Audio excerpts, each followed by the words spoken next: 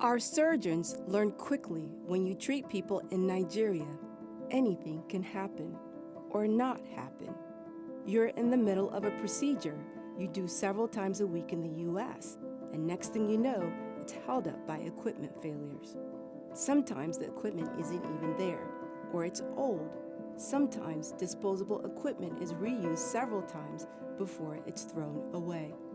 Performing surgery here challenges us to be adaptable, unconventional, and strengthens our resolve to pave a better way forward. Yeah, so we're getting set up to do an ear surgery, a couple of ear surgeries today in the OR to repair some eardrums for two to three patients.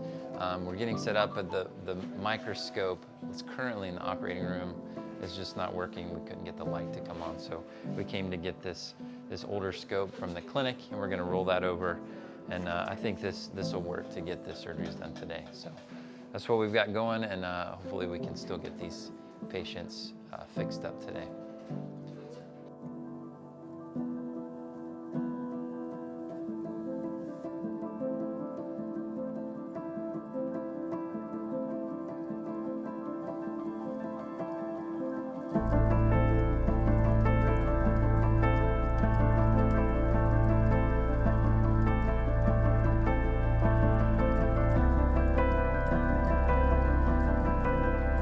So we just finished another unexpected but very long procedure.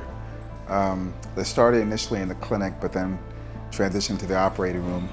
What was supposed to be a simple lipoma in the back of the head ended up being something very different.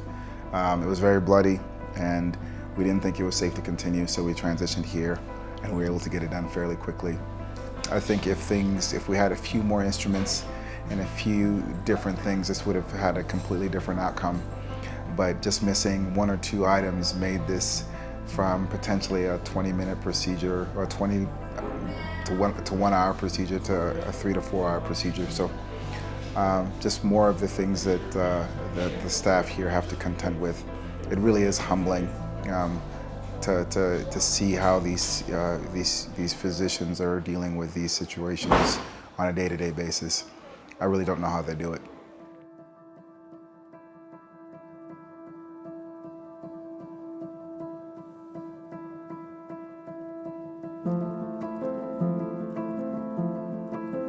So we just took care of a patient who has a forehead scar from facial trauma, which occurred a long time ago. We basically just removed that scar and moved some tissue around so that the scar would be less noticeable, and so that she would have a cosmetically improved appearance.